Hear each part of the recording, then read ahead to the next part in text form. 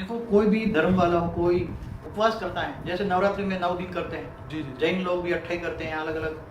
तो ये उसके मन में पहले अपने धर्म के प्रति आस्था होती है, जी।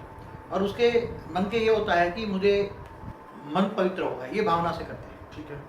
तो उपवास करने से मन पवित्र होता है, जी। मन शुद्ध होता है, जी।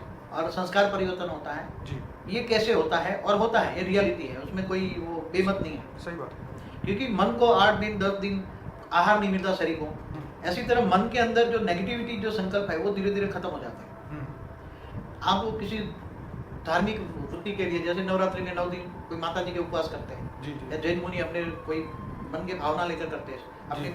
अपने इष्ट देव के श्रद्धा से करते हैं। जी, जी, जी। तो एक तो जो तुम्हारा खाना नहीं खाने से तुम्हारे तन का प्रभाव क्या पड़ता है, तन पर, जी। तुम्हारे शरीर पर, जी। और तन का प्रभाव मन पर पड़ता है। जी। ये कोरिलेशन है। जी। मन का प्रभाव तन पर पड़ता है, जैसे आत्मा दुखी होती है, मन दुखी होता है, जी। तो शरीर में रोग शोक आता है। जी। तो ऐसी तरह जब आत्मा भूखी रहकर, जी। श्रद्धा के अपने इष्ट देव के याद करके, जी।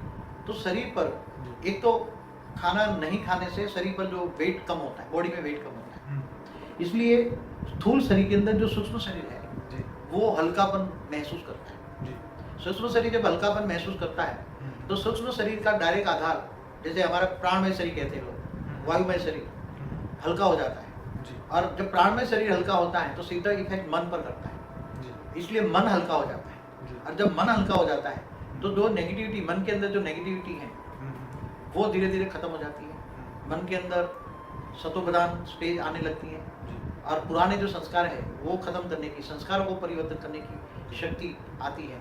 एक तरह ये है कि खाना पीना मतलब कंट्रोल करना, तो खाने पीने से कंट्रोल करते हैं। तो जैसे मन बेलगाम घोड़ा है, क्या है? जी। मन बेलगाम घोड़ा है।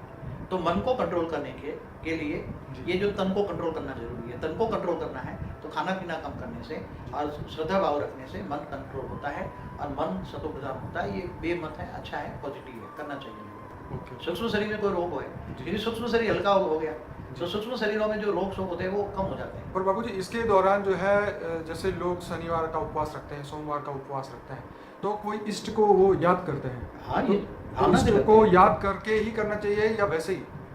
नहीं, इष्ट देव के साथ करे तो डबल इफेक्ट होती है ना। मगर इष्ट देव को याद करके जब करते हैं तो मन का प्रभाव अच्छा हो जाता है, इसलिए इष्ट देव के साथ